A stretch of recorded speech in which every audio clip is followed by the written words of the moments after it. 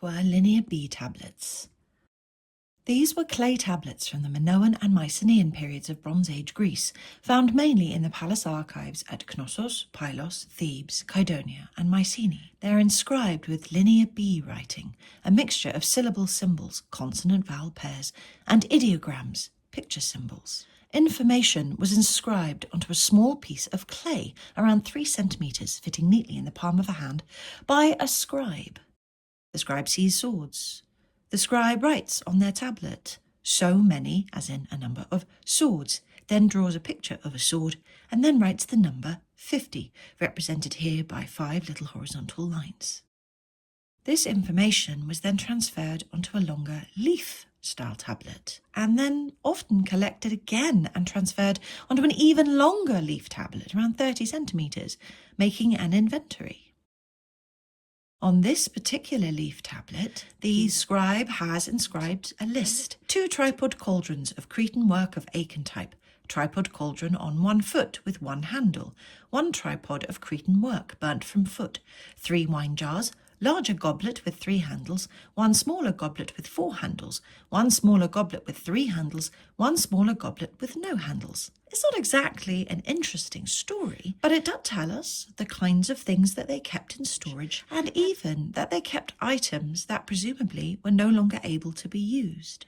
These tablets weren't meant for long-term storage. They were left to dry, not fired hard, and would have been soft and crumbly, lasting only around 6 months. The tablets were stored in baskets, which left imprints in the clay. However, the tablets were accidentally fired and preserved by fires that destroyed the palaces and their archive rooms at the fall of Mycenaean civilization. This allows us access to their script and writings, which are mostly inventories and even legal documents. There were over 100 types of handwriting found in the archive rooms at Knossos. That's a lot of scribes. Who deciphered Linear B? Alice Kober was an assistant professor at Brooklyn College in New York between the 1930s and 1940s. She built a huge index of the frequency of each Linear B symbol in the tablets found, how often they appeared and where. She died at 43 in 1950, possibly on the verge of deciphering the tablets. However, Michael Ventris, an architect who was just fascinated with Linear B, built on Kober's index, aided by John Chadwick, Cambridge classicist and Bletchley Park codebreaker. He realised some Linear B words were place names and worked out that the language was in fact ancient Greek. And he died suddenly in 1956, aged 34.